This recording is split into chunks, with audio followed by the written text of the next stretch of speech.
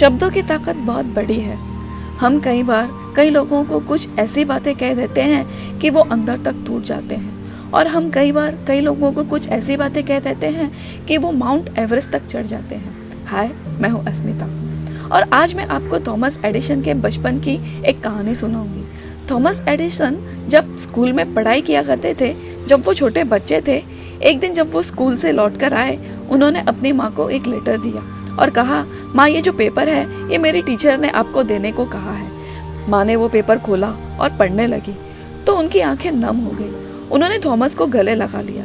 Thomas ने पूछा, माँ, इसमें लिखा क्या है?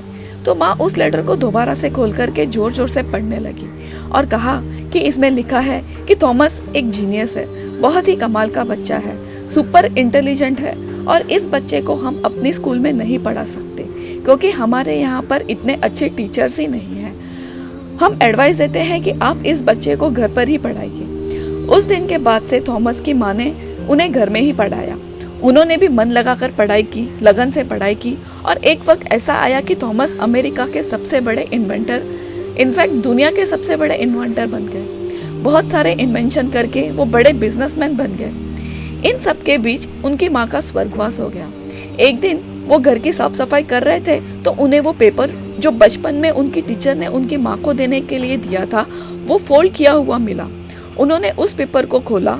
उस पेपर में लिखा था, आपका बच्चा मेंटली वीक है, मानसिक रूप से कमजोर है, हम इसे स्कूल में नहीं पढ़ा सकते, आप इसे घर पर ही रखें। और उस दिन थॉमस एडिसन के आंखों में आंसू आ गए।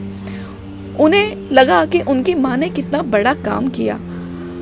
अगर उनकी माँ जो पेपर में लिखा था वही पढ़ देती तो शायद वो थॉमस एडिसन ना बन पाते, शायद इतने सारे इन्वेंशन दुनिया में नहीं हो पाते। हम कई बार कई लोगों को ऐसे शब्द कह देते हैं कि वो अंदर तक टूट जाते हैं। उन्हें विश्वास दिलाना चाहिए। शब्दों में बहुत बड़ी ताकत होती है, इस बात को मानना चाहिए, लोगों के साथ शेयर करना चाहिए, अच्छी बातें करनी चाहिए। जो सीढ़ियाँ किसी के लिए ऊपर जाती हैं, वही सीढ़ियाँ किसी के लिए नीचे भी आती हैं। सब कुछ सोच पर और शब्दों पर निर्भर करता है।